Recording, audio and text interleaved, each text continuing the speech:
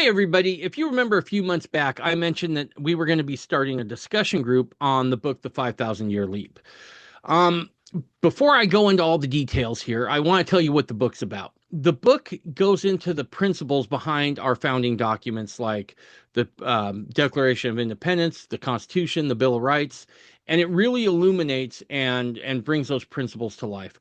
It was written by Cleon Skousen some number of years back, but it's still a very pertinent book to this day if you want to understand what the original plan was for America. Now, we've started holding the discussion groups. In fact, just last night, on Monday, we finished up the fifth discussion. Now, it was suggested to me that maybe I go ahead and I post these on the podcast. And so, with the help of another gentleman, we went ahead and we've cleaned it all up. And we're going to start loading those today. Now, we've done five to this point. My plan is I'm going to load the first four today, all the way through Friday, and you'll be able to find those and just be able to listen to them and get a feel for what it's all about. Now, if you decide you want to join the discussion group live, I've tried to make that easy for you.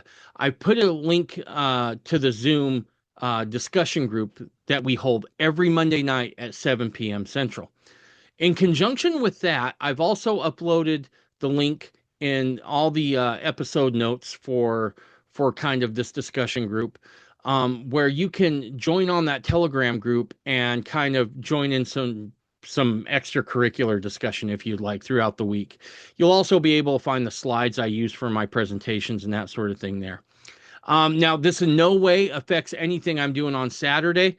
You'll still be able to get the normal podcast as it always is on Saturday. This is just something extra that'll go till May for you. So again, I hope you guys enjoy these things. If you wish to join the discussion group and the Telegram group, you can find those links in all the discussion group episode show notes. Anyway, I hope you enjoy this. If you decide to join the discussion group, I look forward to seeing you there. Again, that's every Monday night, 7 p.m. Central. Thanks, everybody. Bye. Well, it's about 10 after. We'll go ahead and we'll get started here. I'm sure as normal, people will jump on as time goes along. So, but with that, we'll just go ahead and get rolling. Melissa, are you in a place where you could give us an opening prayer?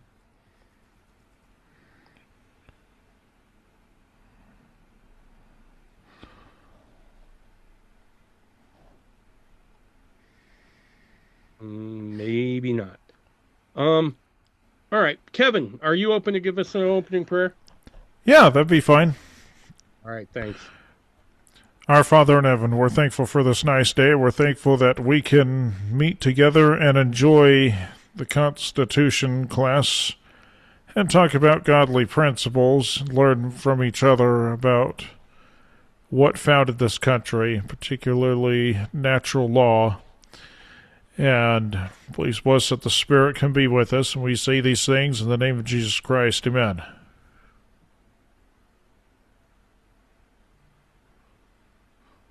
Amen.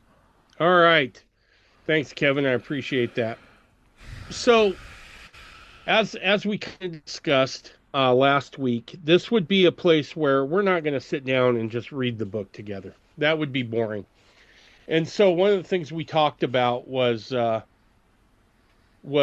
doing the reading beforehand and coming back and just discussing, having a discussion about it. Now, I want to emphasize that I'm just simply leading the discussion. I'm not trying to sit here and tell you I know all. I've read up on this for a little bit of portion of my life, but I certainly could always stand to know more. So again, I'm looking forward to all your guys' participation. I anticipate learning a lot from you and everybody there. So this first section here, and I don't think we're going to get all through this week. I'm imagining we're going to have to come back next week. But a large portion of this part of the book dealt with the structuring of a government. Because prior to what the founders had done up until that time, almost, not all, but almost every other nation on earth was governed by usually one man, usually a monarch of some sort. And so power was very consolidated. And this was the first time that we were going to see certain ideas become implemented in a government that was successful. Now, we're going to talk a little bit tonight about kings and monarchs and those sorts of things. And I do want to make the distinction that the type of king that I'll be speaking about is not the same kind of king we hear about in the gospel. Those are two different things we're looking at. Certainly, there can be crossover, but one usually ends up going off the rails because it's not divinely sanctioned. So, keeping that in mind as we go along. But I want to start with this. At the beginning of this section of the book, it talks about some of the fallacies that people fall into. And real quick, can someone answer? Are they able to see my screen? I shared my screen here. I want to make sure everyone can see that. Yeah, I can Yeah, see you're it. up. Okay, perfect. All right. So at the beginning of the book, it talks about kind of maybe some of the fallacies that we find ourselves falling into today in terms of political explanation of our positions, and we tend to assign label to those. And one of those are in the terms right and left when we get into describing politics and government.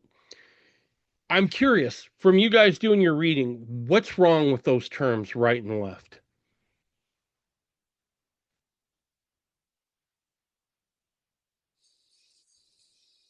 Um, well, I mean, I think there's a lot wrong with those terms. We typically understand that to mean right being conservative and left being liberal, right? Right. And I actually have an interesting take on this because I actually consider myself more liberal.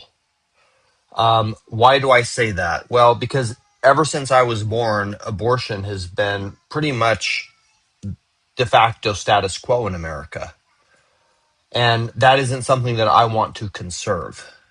Um, Mhm. and so I don't. I consider myself progressive in that sense because I want to see that these things. I want to see us improve. I want to see us do better than that status quo. And this is kind of a tricky thing, but I think a lot of people are, there's kind of knee jerk reaction. I'm right, I'm left, or I'm conservative, or I'm liberal. We don't really think a whole lot about what those terms actually mean, though.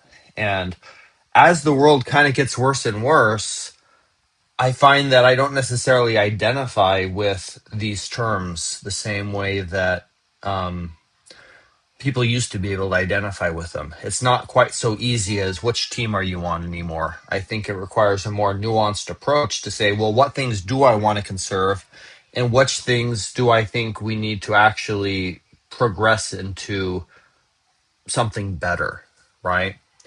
And Absolutely. I was very fortunate in this regard in that my grandfather was a staunch conservative and my dad was a liberal, and I heard both sides of the story growing up. And I think there's value to that because the way that this is presented in the book really shows that it's not like one is right and the other is wrong.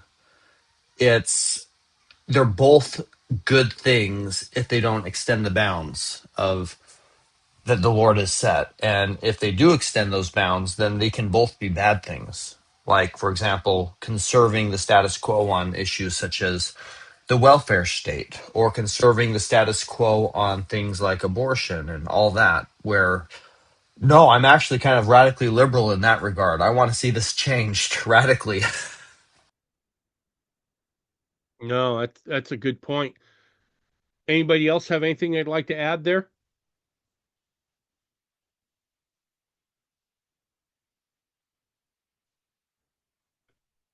One of the things that I came to mind as Justin was talking is that in some ways, the right and left in America, and maybe not so much today because things have gotten so crazy, but let's just go back to the Constitutional Convention. Those men didn't see eye to eye on a lot of things, and it forced them to go back and to really have debates one to another. And because they were able to do that and do that somewhat agreeably, that allowed them to to forge out what would become our Constitution. But they only did that through absolutely debate and disagreeing. Taylor, I saw your hand go up. Yeah, the other thing is in the modern paradigm of right and left, they're really just two sides of the same coin. Because the right wing, the conservative wing of politics nowadays, they want big government in certain areas, military, whatever, education. They want to push these large things in certain areas that are their favorite things, or investing in the economy, bailouts, sort of things, which is actually in historical terms very, very tyrannical. Whereas on the left, they want government to get way bigger in their pet areas. They want to fund more abortions. Education, there's some overlap there, but and so really both the right and left want bigger government, and they want more centralization of power and less freedom.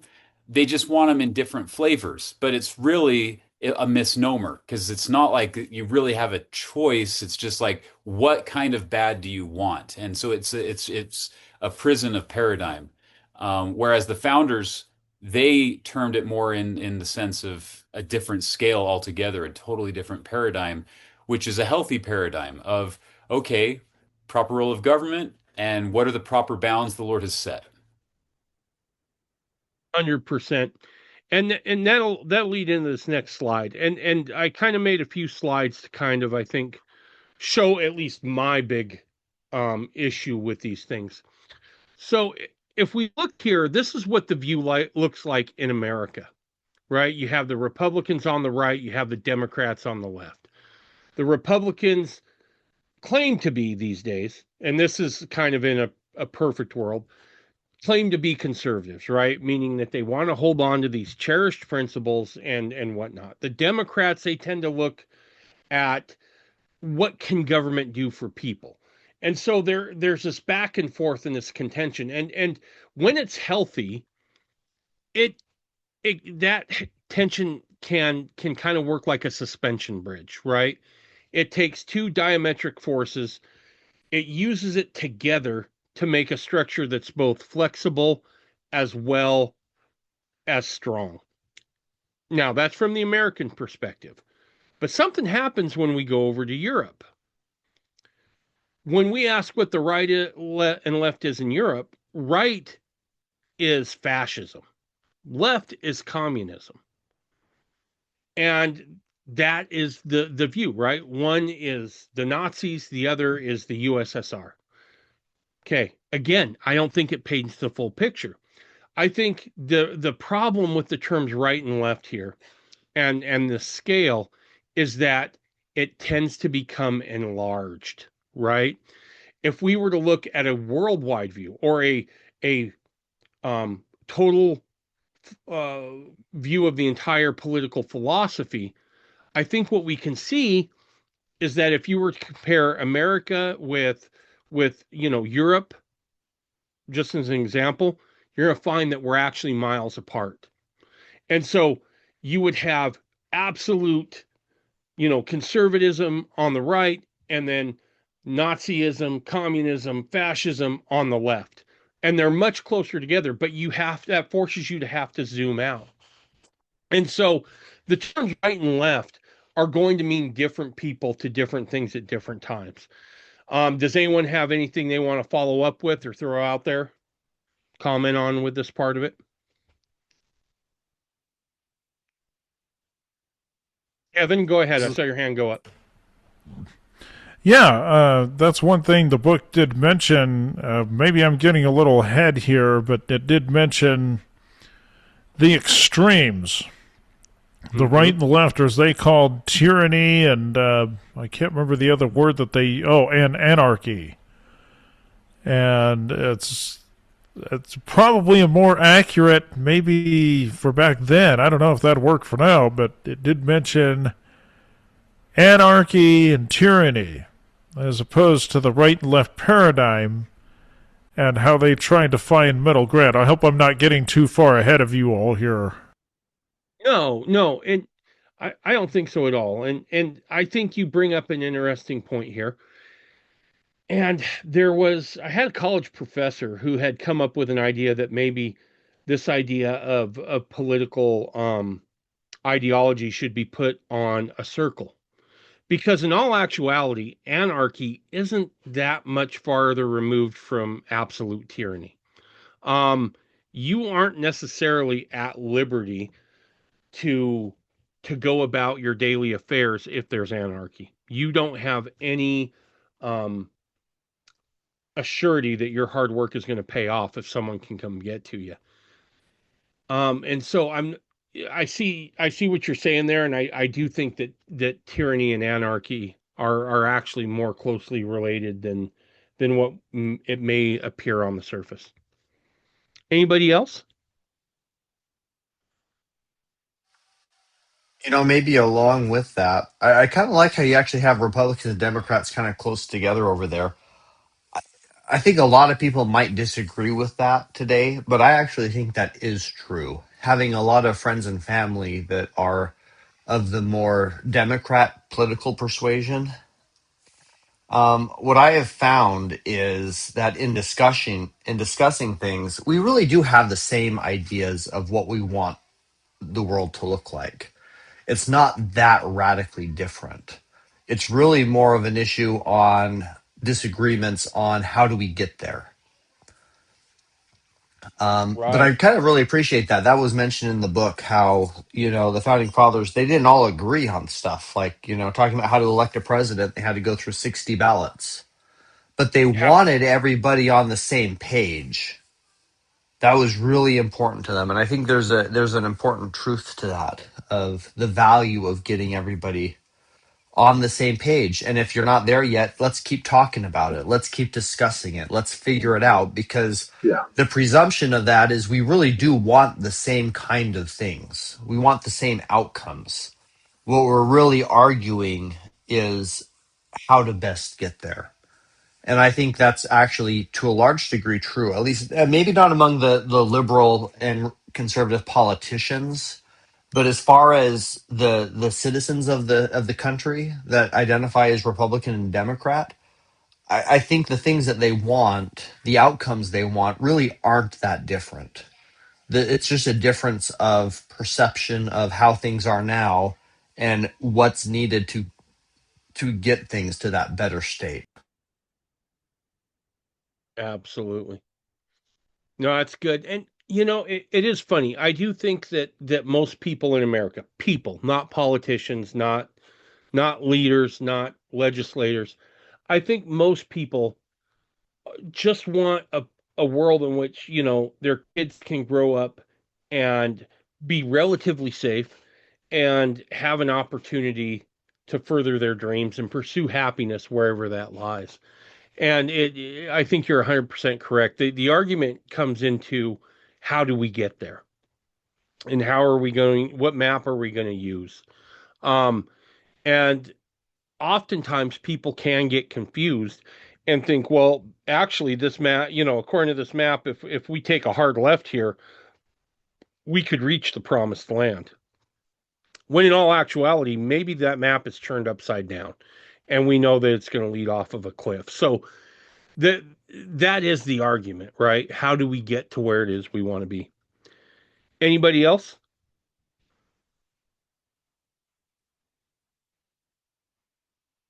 Evan, I see your hand is still up. Did you have something, or is that left over from the last time?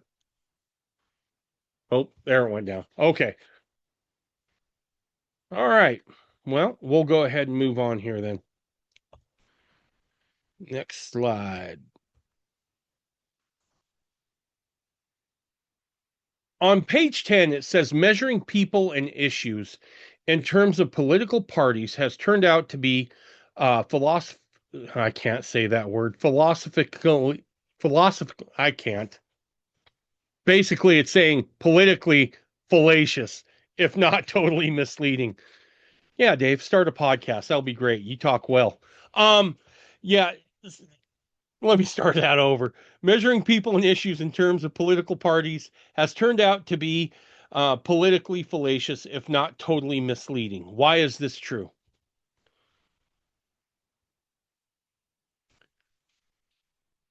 Why is that true that measuring things based solely off of in terms of political parties? Why has that turned out to be false?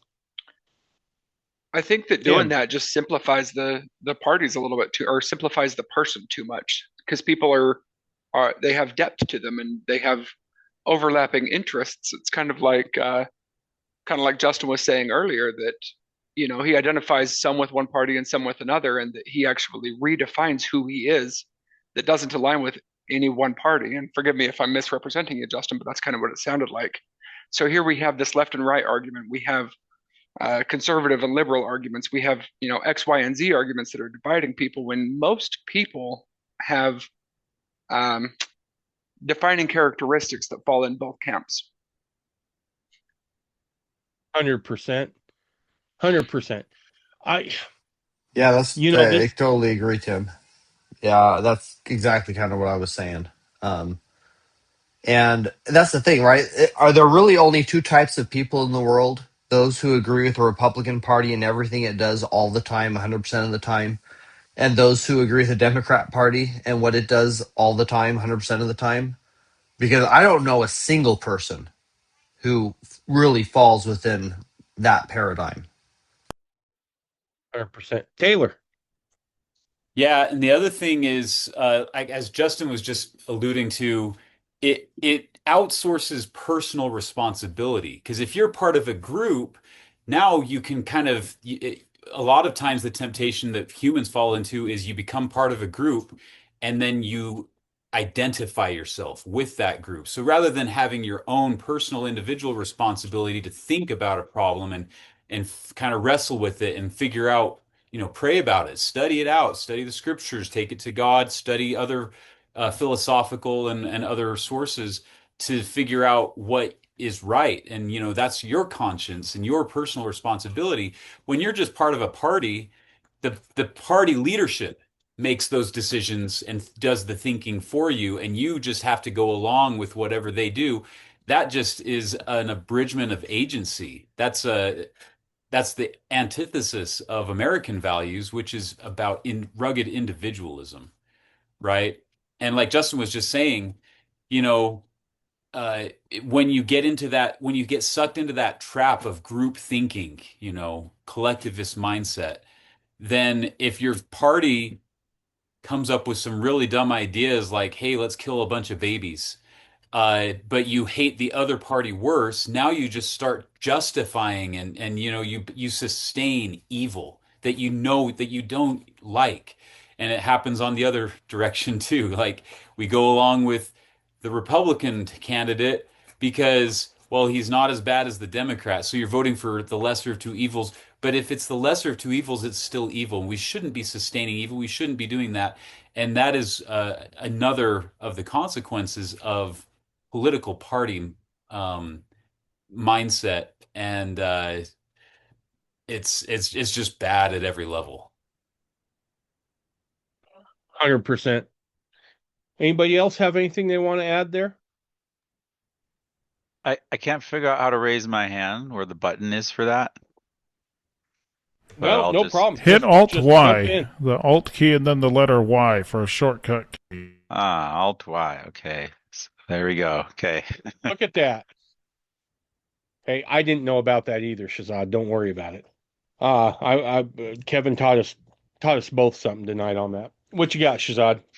Well, so echoing what Taylor just said and what a lot of you guys are saying, George Washington's farewell address to the nation spoke very well about these ideas, and that parties do cause all these problems, and we do end up supporting evil just because of it's my team against yours. And this is actually I used this in a talk in December that I gave talking about this. And but basically at the end of the day, the party system was inherited from Europe, and it's not part of the American system, right? In so people were sold this right left as a way to sort of control us, and for the weak-minded, you end up thinking the difference between right and wrong is my party versus yours, when really the founders gave us a better measuring stick of right versus wrong just in the Constitution itself. And as you were saying before, how they debated and wanted the same end goal, but they had differing opinions. Well, what was amazing about them is how good they were at arguing to come to good answers. And they called that loyal opposition. We're against each other, but we want the same thing. So let's figure this out. And you'll find in the business world, there's this term that I've used in engineering discussions: disagree and commit. It's like, we all want this company and this project to be successful, so we're going to hammer this out until we kind of align. And so we're this loyal opposition, loyal to each other, but we're to find the right answer. And so the founders did that, and they gave us the foundation. And so we're much better off studying that foundation and knowing, the 1,000 questions they answered to get there, instead of redebating on this left-right paradigm questions that have already been solved with a lot more wisdom than we generally tend to throw at it. 100%. Thanks, Shahzad. That's awesome. I can't agree more. I think the other thing is that at some level, I'm probably going to get a little spicy here. The party system seems to dehumanize people. It others people. And whenever that happens, dialogue for the most part just shuts down. There is no more trying to understand somebody else's point of view and where they come from. And when you abandon that, there's no hope at that point that I can see where there's a coming back where you can talk to another person, recognize their humanity, at the same time disagree with them vigorously, if need be, on what you hold to be right. And it's really surprising how far we've come in a short period of time. I want to go back to Reagan and his time period. And look, I want to say this. I like Reagan, but I don't think he was the end-all be-all. I think he had issues as well. But nonetheless, what I'm going to do here is kind of illustrate the political climate of back then versus where we are now. And one of Reagan's major opponents, who was, I believe he was a senator, maybe a congressman, senator or congressman, I can't remember which one. His name was Tip O'Neill. And him and Reagan did not get along at all. But they found a way to work together. And there was a great clip of when Reagan got a bill passed that basically kicked off Reaganomics. And there's this great clip of Tip O'Neill who calls the president and congratulates him, says, "Job well done. You got the bill through. Understand this is on you now going forward, right? This is your baby, but nonetheless, good on you. And we'll work together where we can to make things successful." I thought, that's amazing. Like, I would give my left arm for a political climate like that today. And even that was riddled with problems. But can anybody imagine that happening today? It's just off the charts. And so there is the party system. I'm with you, Shahzad. I think, I know Washington warned against that. And I think we are now seeing the fruition of what happens when party comes before principle. And that's part of the problem here with these political parties. Does anybody else have anything they want to add before we move on here? Kevin. Since you brought up Tip O'Neill, I do want to report, or I do want to comment. I know President Reagan and Tip O'Neill would often bicker amongst each other. And one of the things President Reagan would do is he would ask, "Is it after 6 o'clock?" Meaning, is it the workday over? Meaning, can we act as though the workday is over to find some common ground. It's an interesting tidbit of information. Absolutely. Thanks, Kevin. Anybody else? All right. Moving on. The book then goes on to start talking about what ruler's law is. And it gives some examples here. And ruler's law usually ends up with power being consolidated into either one man or a very close circle of other men. And so it always tends to be kind of top, coming from the top down to everybody else. Typically, it's established by force, violence, or conquest. All that power is in all power is vested in the conqueror, his descendants. People are not equal; they're divided into classes, and those classes are all subject to a king. Now, I want to stop here for a minute. Can anybody else give me an example on where dividing people into classes is super important to their political cause? Kevin? Whenever we talk about we're going to tax the wealthy and give it all to the poor and middle class, which never happens. If that were to happen, then, well, disability checks would go up. I'll just put it that way. But whenever you start talking about taxing the wealthy, what happens? These corporations, these wealthy people find loopholes. Why? Probably because they're lobbying in D.C. Yeah, we understand you got to give people this tax hike, but we want our business to be safe or whatever. And so that is pure class division right there. It sounds good on paper that you're going to take from the wealthy and give it all to the poor and middle class to get them have a hand up. It sounds good, but in reality, it doesn't work. I've been around long enough to know that. Yeah. You know, one political theory that really needs class conflict or class warfare is communism. You need to have the worker class, which typically means the oppressed class, rise up against like capital, right? Or management. And those have to conflict. Now, I haven't done enough research on, medieval Europe or Europe under, monarchy.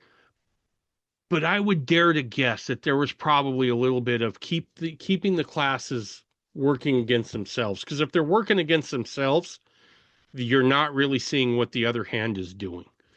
And so dividing people into classes is almost always disastrous. Okay, entire country is the conquerors or the kings. I'm going to ask a question now. Again, it's a little bit of a leading question, and maybe a little spicy one.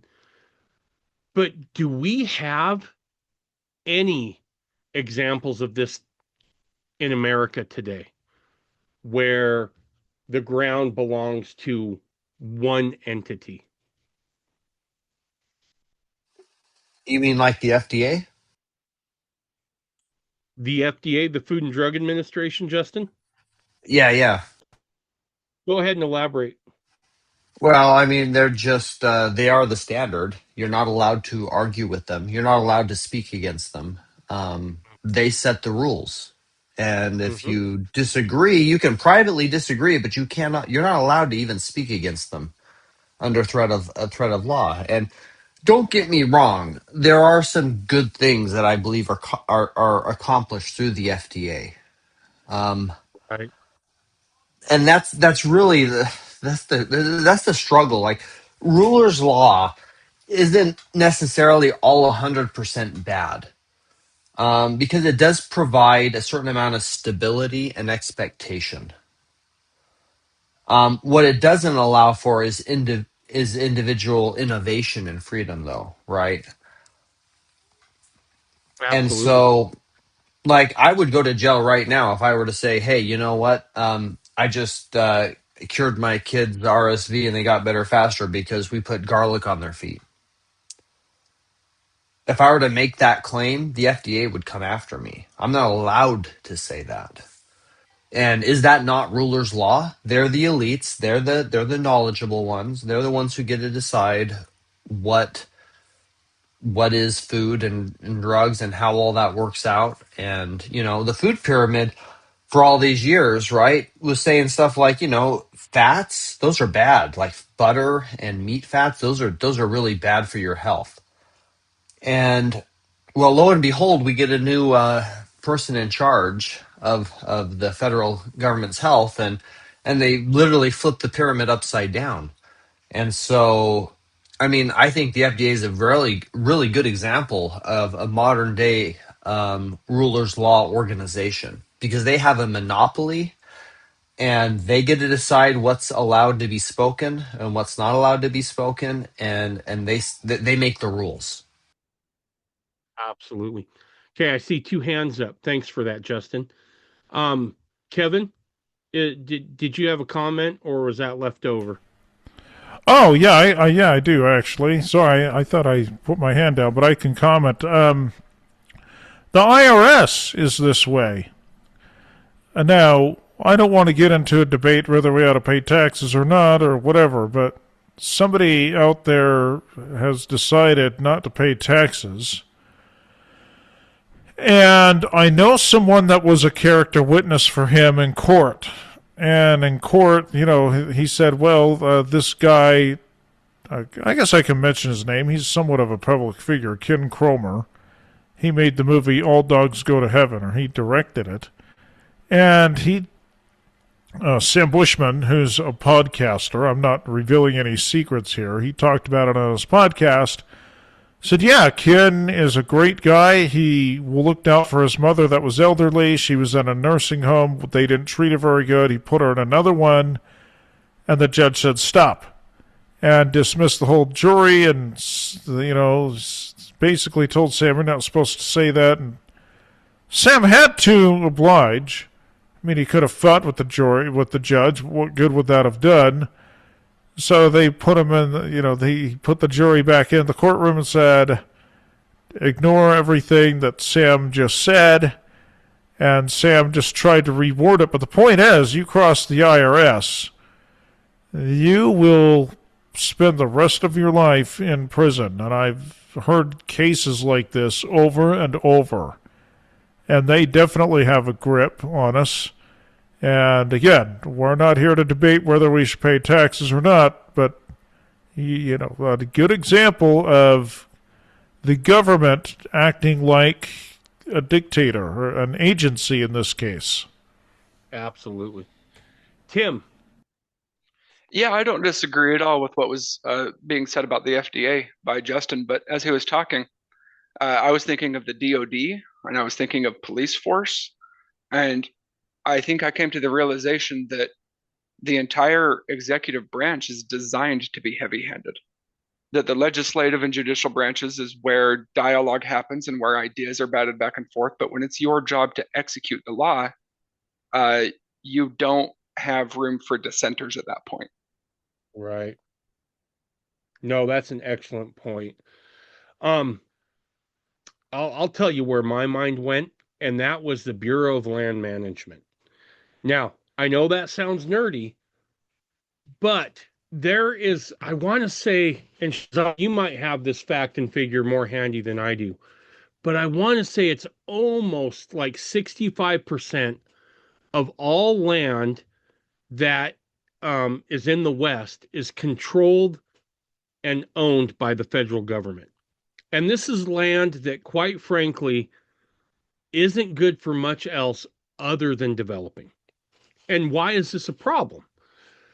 It becomes a problem because if we look in Utah right now, it was expensive when I left. I don't know what it is now, but I think a starter home, which is a typical 3 bedroom, 2 bath, was going upwards of 4 in some places that I had found. And part of the problem is there's just not a lot of ground left to build on along the Wasatch Front. Well, you get down towards Nephi and that area, things start to open up, right? There's massive tracts of land out there. Only you don't get the opportunity to homestead it, look at it. They do let you go on parts of it, for national parks and that sort of thing. But other than that, they are absolutely standing in the way of the solution to the problem of affordable housing. And that's absolutely 100% in their control. Tim, did you have something else you wanted to say? I see your hand still up. Did I interrupt you, brother? Oh, not at all. I just forgot to lower my hand. Thanks. Okay, no, you're good. I just didn't want to be that guy that was talking over somebody.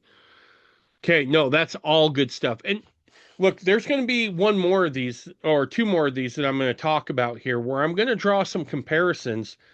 And because I think it's healthy to find out where we are here exactly in the country. So, yeah, that was, and the entire country is either the king, the conqueror, or the kings. I've already mentioned power comes from the top down. We know that that's an issue. The other one, though, that I think can be a big issue is that all rights come from the king. What is the problem with that idea that your rights come from the king or from the governor or whatever, the president, Congress? What is the issue with this idea that man grants to other men rights? Shazad, then Tim. If we accept that government or the king can grant them to us, then we must accept that they can take them away. 100%. 100%. Tim? Yeah, I agree completely with that. And I would add to it that it also doesn't provide any space for inalienable rights, which is probably the same thing. Absolutely. Absolutely. You guys are spot on. This is one of those things that I think is really, really dangerous. Because if we get to that point to where we make the assumption that man can grant to other men their rights, then they're free to take them away.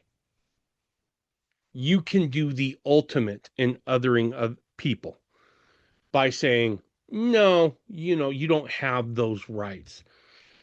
If those rights can be revoked, in some way, you are called less than human. And if you're less than human, now people can do all sorts of bad things to you about this. I think we saw this hot and heavy during COVID, right? When Joe Biden makes his case that the reason COVID isn't going away is because of all those unvaccinated people. He has then othered them. And what he's really trying to do is say, you don't have a choice but to take this vaccine. It isn't a right to say that you don't have to take it. You don't have that right. That's a problem. And the more we are willing to cede that to fallible men, and there's no man that's infallible, the more chance you have of finding yourself knee deep in tyranny. And this kind of ties in with this next principle of government of man, not principle. What is the difference between a government of men and a government of laws or a government of principle? Their laws and principle are kind of interchangeable here. What's the difference between the two?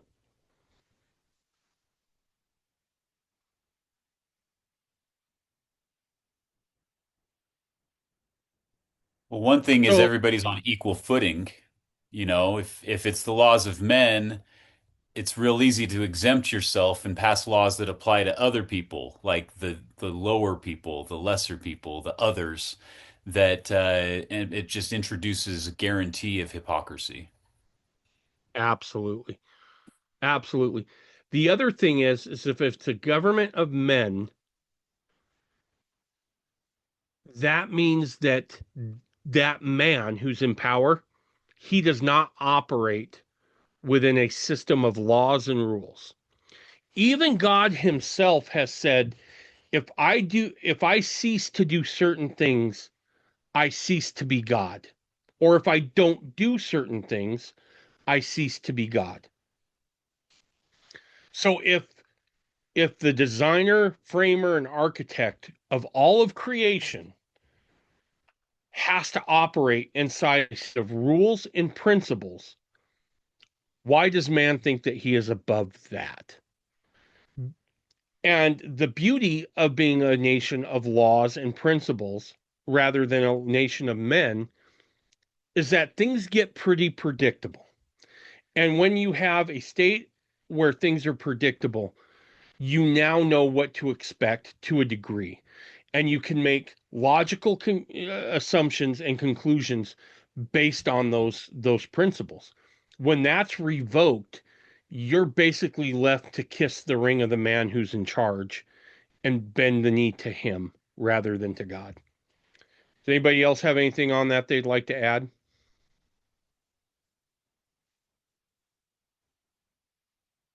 Okay, we'll move on.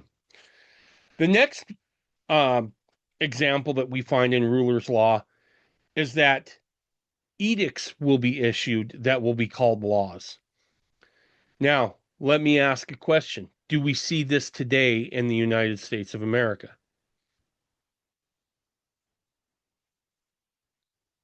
Shazad. Yeah. That's an important one for us as a people to recognize when that happens, Mm-hmm. because an edict, as in just a declaration of the king, because I said so, this is when the executive branch pretends to write law and use legislative power that they don't have, because the power to write law was given to the House of Representatives or the legislature in each state, and it is unconstitutional to delegate that power to the executive branch. And so that's primarily where a lot of the tyranny happens, is the executive branch just making up things and pretending that they're law. And the founders called that pretend legislation, by the way. They had a term for that. Absolutely. That's 100% correct. Just out of curiosity, what do we call those today? We don't call them edicts today. What do we call those today? Executive orders. Executive orders. Yeah. And look, here's the thing, right? And this is why it's important that we become governed by principle rather than by men. And that's why our end goal should be true principles and not getting one guy elected. Okay? When let's just use an example. If we saw Barack Obama go up there and issue a bunch of executive orders, which he did, right? Basically just, I am the king and I'm signing this into law. And it just goes through.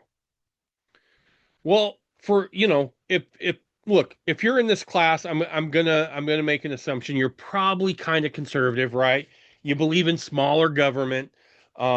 Maybe not, but I think most people probably would. If all of the laws and edicts, executive orders that Barack would have signed into law were affecting our pocketbook, or, hey, you got to take the vaccine or something like that, well, that's going to really irritate us. But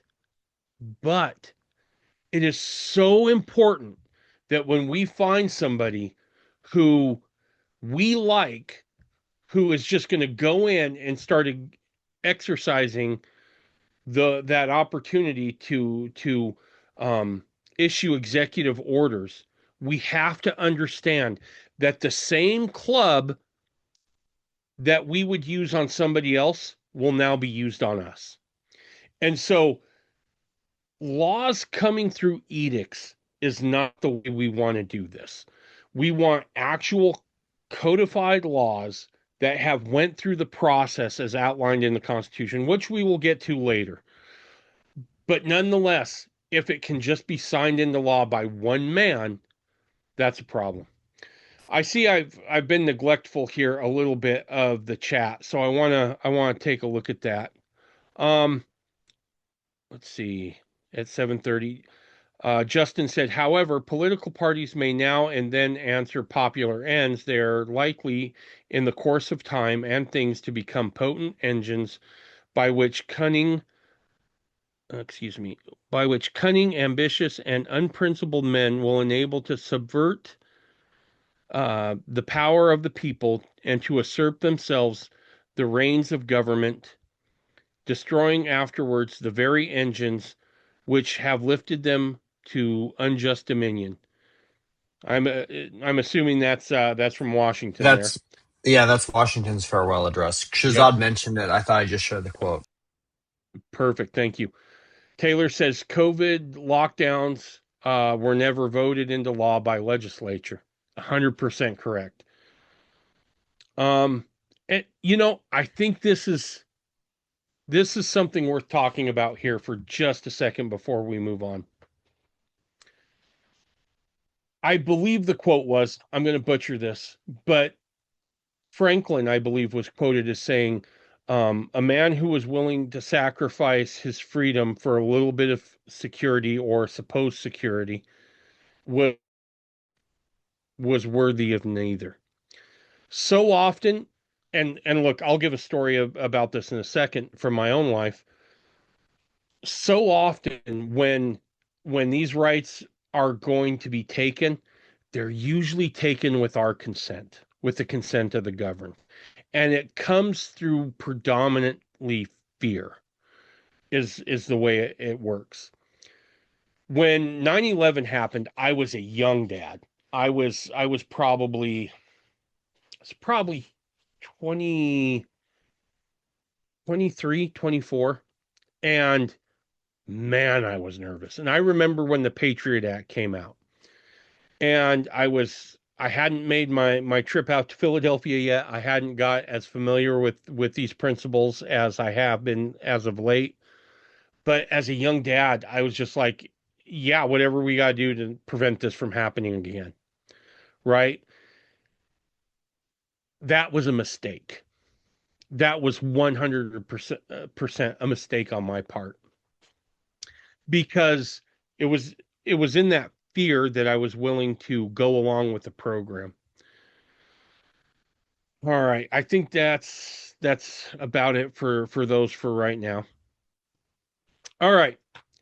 One more issue I find with this, and the book illustrates it as well, is this idea that every problem requires a new law. That's not the truth of things. I can't remember which president it was. It may have been Calvin Coolidge, who, in my opinion, is one of the most unsung great American presidents ever. I believe it was his administration. Don't quote me on that. I'd have to go back and look. There was a horrible flood in East Texas. And the federal government was going to issue some relief to them. And Coolidge said, no, we're not going to do that. He said, I trust the American people to do the right thing. And he was 100% correct. Money flowed in from across the country and got those people back up on their feet with absolutely $0 being spent federally. Now, certainly there's going to be times where people have benefited from help from up top like that. And I don't want to take away from their experience. But if we want to be a free people, we have to conduct ourselves as such. We're going to get into a lot of talking about our rights later in this class. But I also plan on contrasting that then with what's our responsibility. So if we don't want government wasting our money, spending 90 cents on the dollar for charity, meaning that only 10 cents on every dollar goes to those affected, then it becomes our responsibility to exercise our right to help our neighbor. And we need to make the government kind of irrelevant again. And when we can do that, I think we stand a chance. Otherwise, what's going to happen is that government will see a problem, people will cry out about the problem, and the government will take your rights away in order to get that done.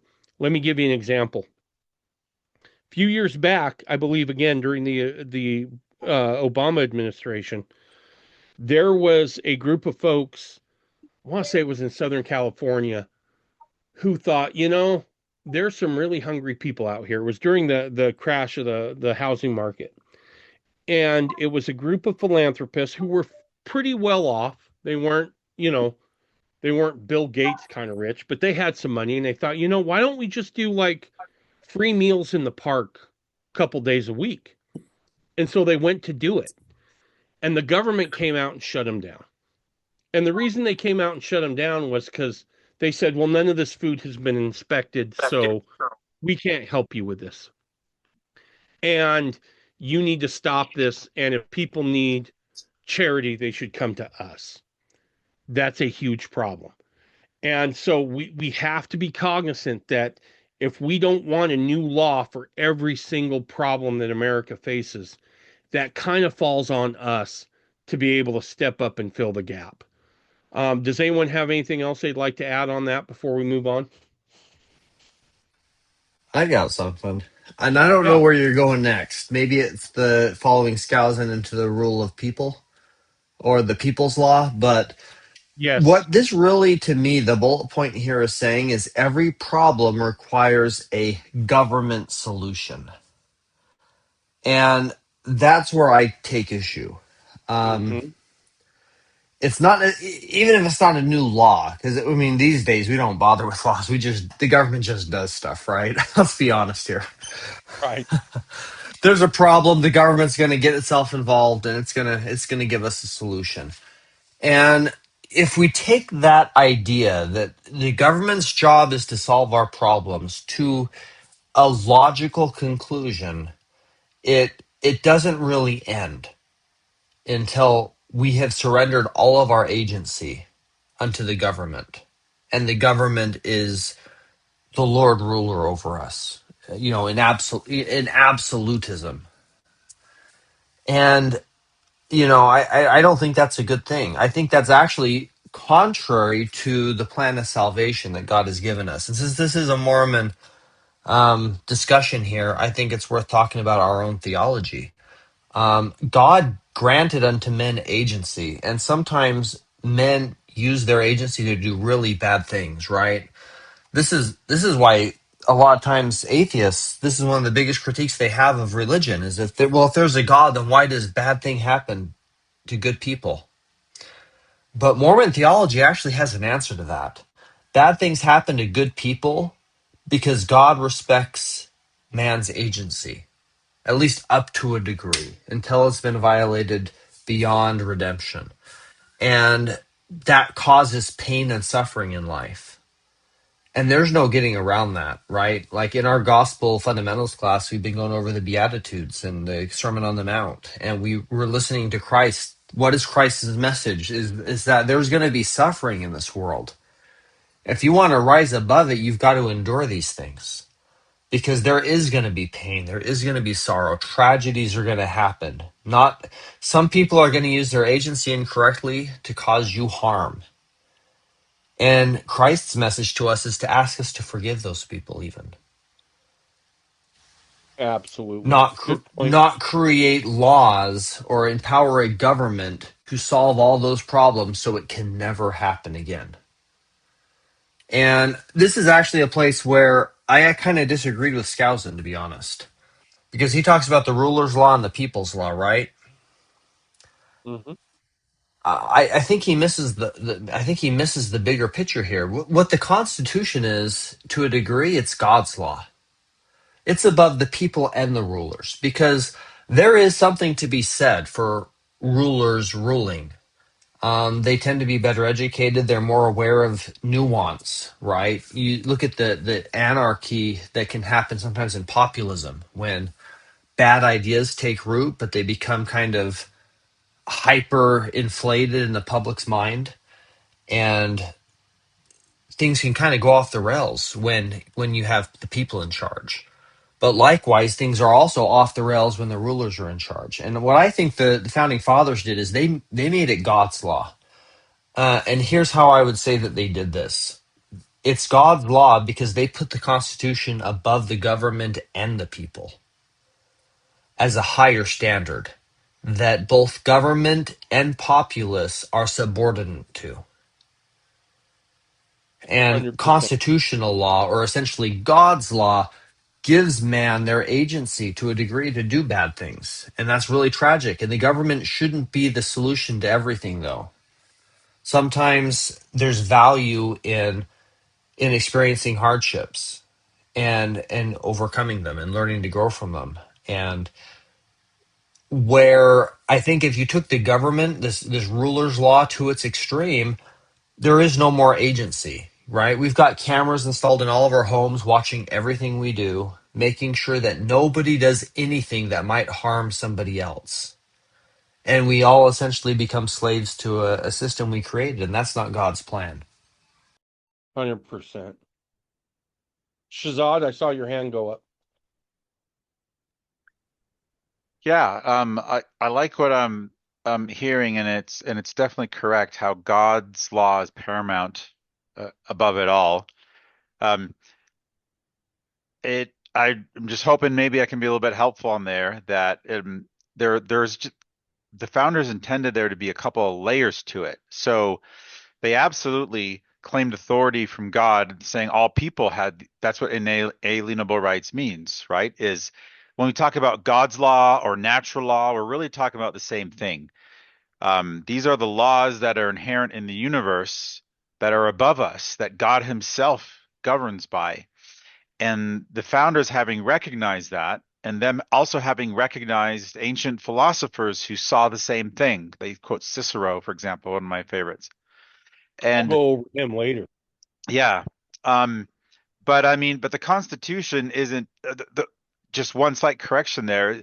Not that it's above the people; it's actually our power in that we, in the Constitution and through the Declaration of Independence, we honor God and did our best in our human frailty to put God's principles into the law of the Constitution. And the Constitution is the law that people in the government must follow, but it doesn't govern the people themselves, right? It's us as the people giving the rule book to the government. And so like the hierarchy goes, God gave us rights and God created law, and then we attempted to put that into paper to control our government so that they obey God's laws. So just a few layers there that I think adds a lot of insight and value. Oh, I completely agree with you, Shazad. Yeah. Maybe what I should clarify is when I say the Constitution is above the people, what I mean is it's above populism, right? And so even if the majority of Sure. Americans say we want the government to steal from those people and give to us,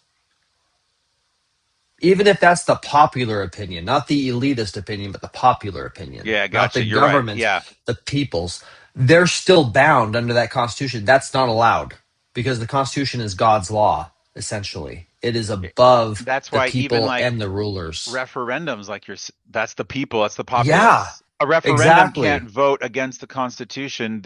They also are bound. If the people are legislating, they're bound within the same rules that the legislators have to legislate by. Yeah. Okay. Gotcha. Exactly. Thanks So for the that. ruler's law is not good, but people's law can potentially be bad as well. And the founders didn't see this as much as I think maybe we're seeing it now under our current populist administration. But there's some flaws with populism as well, And right?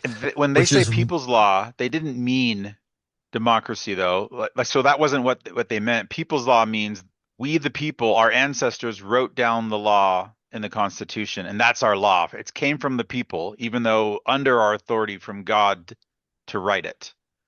So I don't think they meant that, and I don't think Skousen meant that. But if he did, then yes, he would definitely be off. But the communist side of things tends to say, we the people, but they mean that in a mob rule kind of way, which is incorrect, right? Other than we the people wrote the law the Constitution, unless we penned it.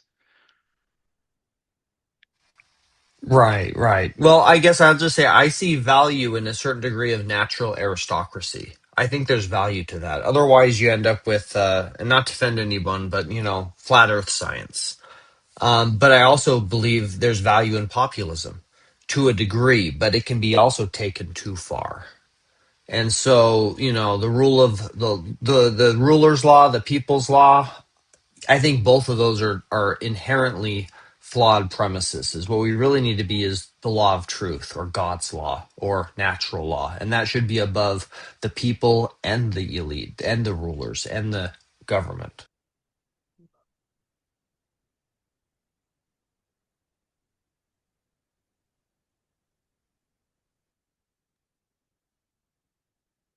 Taylor had a great comment here. He said the French Revolution equaled ultimate people's law. Totally different results than the American Revolution. And I think that cannot be just glossed over. I think that is hugely important.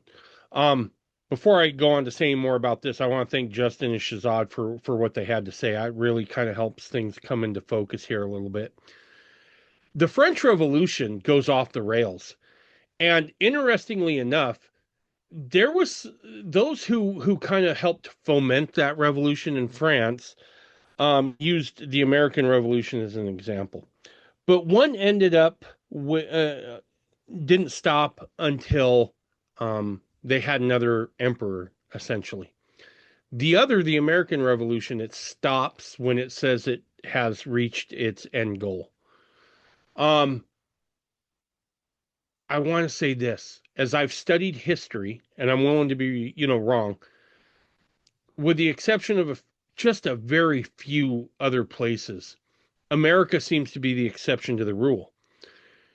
Usually, when revolution starts and blood starts running in the streets, it doesn't stop until a strong man comes up and grabs power. The American Revolution was different, and I think the difference is that we can see that it was rooted in God, quite frankly. When the French Revolution happened, there was great pains taken at not only dismantling the monarchy and the aristocracy, but also the religious um, institutions of its day. You had things like rioters going in and smearing human feces on the altar at the Cathedral of Notre Dame. Many of these revolutions tend to follow um, a far darker path, and that tends to um, tends to make it go dark quite a bit. Looks like Taylor has one more thing here. The American Revolution is the only revolution in history that was a revolution of the aristocracy, not the common people. Interesting. Taylor, you want to elaborate a little bit on that? Sure. You know, when there's so much oppression and there's so much, like, the common people have nothing to lose, right? They're living in a hell on earth, and so might as well try to take out some of these, you know, people that are oppressing them along with them. And so it's an act of desperation, and it's not generally guided by principles. It's just more of a vengeance motivated type of an effort. The American Right. Revolution is, I think, I've read this. I am not an expert on all of history of the world, but I can't think of any other reasons why it wouldn't be right. But yeah, I think the American Revolution is the only time that a revolution was carried out by the aristocracy. These were men of means. These were men of power and influence and wealth. And that's why their willingness to put it all on the altar, essentially, and pledge their lives, their sacred honor, and their property for this cause, uh, makes it so different. So it just stands out as being singular in the world's history, this American Revolution. And because of that natural aristocracy, these were intelligent men, men of means and honor and integrity, beyond just the average human, right? That's, I think, what God prepared to be able to make this uh, the light on the hill, essentially, right? And that's why it set the table for this 5,000 year leap, the title of the book. Anyway, just some thoughts. Good stuff. Thank you. James, I saw you had your hand up.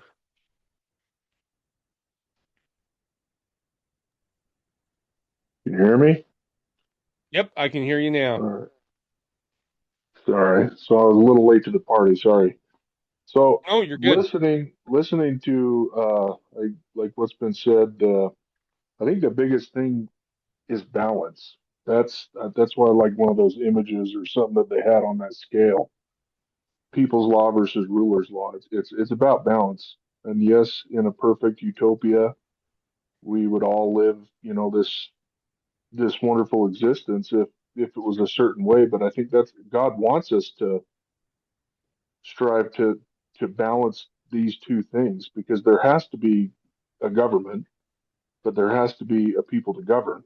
You know, I think Mosiah 29 covers that pretty well when the transition from Mosiah becoming, a king and turning that kingship over to the judges. Um, there was mention of like an executive order or something like that when if I remember right. Sorry, I'm not trying Yep. to rehash old stuff, but um, even executive orders, like yes, that wasn't written into law, but what if the executive order, just to play the devil's advocate, what if the executive order overrode something that was unlawful in the first place? Is it then unlawful because it does that make sense? No, So I get what you. Yeah, I get what it you're saying. yeah. So and the heavy-handed and um the thing it's about balance. And as far as the executive office, just because this is on like recording, I'm not going to go into too much detail, but there's a lot of I had a mentor of mine that described the difference between anarchy and chaos, and he called the line that thin blue line, right? And he said, you know what that is? And he said that is the difference between anarchy and chaos, and it's a balance. You have to be, there's days that people are gonna, want you to be a bully for them and on their behalf, and you can't do that, right? We have to govern ourselves by principle, and that's what we have to act on.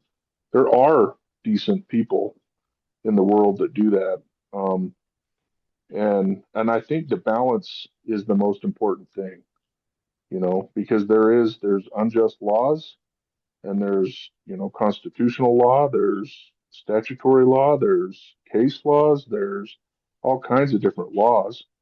But DNC 98 covers our adherence to those things pretty well, and God even allows us to amend their mistakes. In DNC 74, he tells basically about Paul making this thing about circumcision or not, it was about circumcision, but it was about, the marrying of non-believers to believers. And he kind of made this arbitrary law, and God comes in DNC 74 and makes a correction and says, well, that was from my servant Paul. That wasn't from me.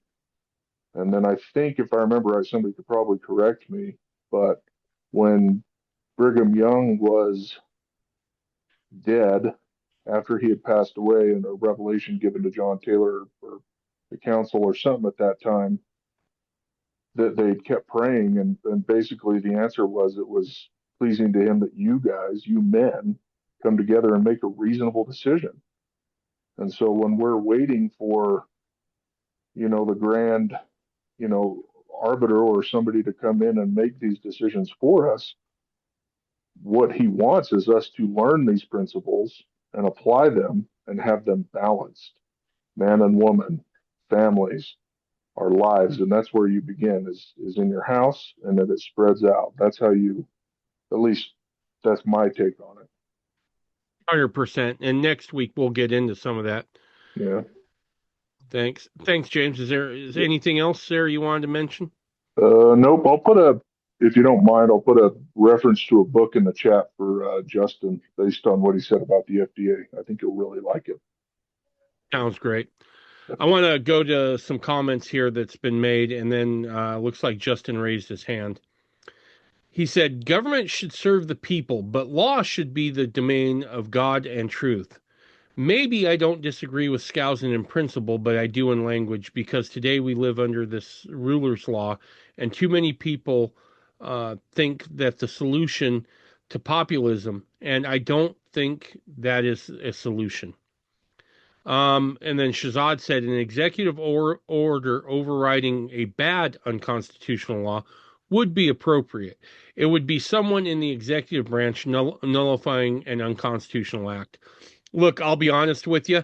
If there was a guy that we could count on that would go in there and execute an executive order to overturn every unconstitutional law, and then right after that say, make a law that there are no more, executive orders, I would be totally down for that. And then Taylor said Captain Moroni wasn't following the law when he threatened to overthrow Farron. LOL. No, that's true. Captain Moroni, he was just coming. And look, I want to say this, but I want to be real careful. Sometimes that is necessary, but I don't think it is now. Because I don't want to be that guy, and none of us want to be that guy calling for violent revolution until every other option has been exhausted. But it is a true principle, Taylor. At some point, that those things do kind of need to happen. Justin, go ahead, man. Yeah, I just want to reiterate, I agree with what James was just saying there about the need for balance. And that's kind of where I was trying to get at, because on the one hand, with the FDA, for example, I already mentioned, right? I see an abuse of essentially an unelected executive institution's power. But on the other hand, and that makes me think, man, the people should be in charge, right? But then with the release of the Epstein files, and look, I'm not saying there's not some bad stuff in there. There absolutely is some really bad stuff in there that implicates some people. Nevertheless, though, some of the Epstein files is literally just random tips that people called into the FBI. And some of these random tips had incredibly outrageous, unsubstantiated claims. Incredible claims. And this is just somebody who called into the FBI and made this statement. And I see some people, some of the talking heads or some of these influencers are riling people up as if what some random person called into the FBI to claim was gospel truth. And they're like, well, look, this person says that Trump did this, and this person's saying that Epstein did this. People are saying that Bill Gates did this. And, well, if there's evidence for that, then I think that definitely should be investigated. But some of these claims that came out in the Epstein files are completely unsubstantiated. And unfortunately, today, people don't seem to have enough common sense to recognize that that's what that is. That's just a random person's claim. That's not an FBI evidence that actually happened. There's no evidence that happened beyond this person's anonymous testimony.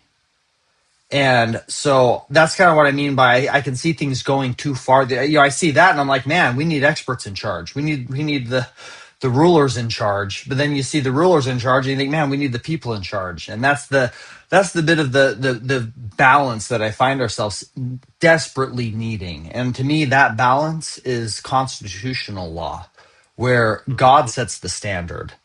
And the people, the populace, and the rulers abide by that standard. And unfortunately, I can't remember who said it, but one of the quotes was basically that, from the founders was that in order for this government to work, it depends on a moral people, a moral and religious people. And I don't think we have that today anymore, unfortunately, at least in a large majority. And that's like a lose-lose situation, right? Because if the rulers are in charge, it's going to be bad. But if the people are in charge, I'm afraid that's not going to be much better in the current state of things. Absolutely. All right.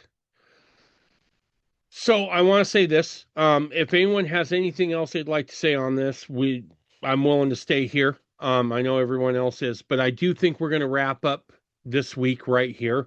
We're already pushing time, and I don't want to dive into the next section, which is People's Law, which goes into some stuff that was taken from the Anglo-Saxons as well as the Hebrew scriptures, that become very important going forward.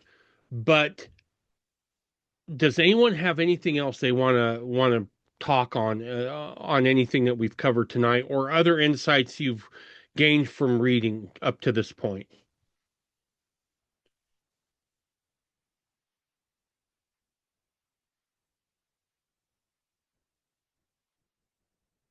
All right, well, perfect. We'll wrap up there. Next week we'll move into the second part of this one, and then we should be right back on track. So, let's see.